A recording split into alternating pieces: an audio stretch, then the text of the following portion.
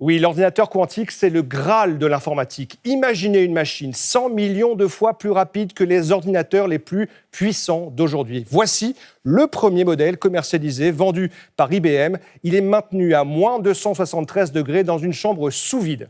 Alors nous n'en sommes encore qu'au tout début, mais ces ordinateurs d'un nouveau genre pourraient révolutionner la recherche. Par exemple, pour élaborer de nouveaux médicaments ou vaccins en calculant le meilleur assemblage de molécules. Ou encore pour faire tourner les simulations du climat plus précises, mettre au point de nouveaux matériaux ou renforcer la sécurité des réseaux. L'ordinateur quantique est d'une conception totalement différente de celle des ordinateurs actuels, même les plus évolués, reposent toujours sur des microprocesseurs comme ceux-ci qui sont capables d'effectuer des milliards d'opérations par seconde. Ils ont tous un langage commun, c'est le binaire, qui est une suite de 0 et de 1. Le problème, c'est que la course à la performance se heurte aux limites de la miniaturisation.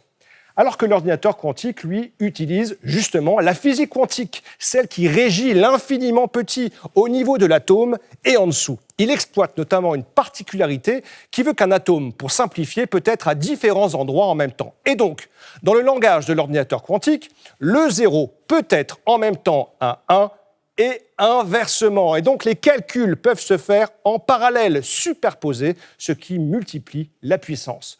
L'ordinateur quantique, c'est un bond technologique qu'il faut absolument maîtriser si on veut rester dans la course.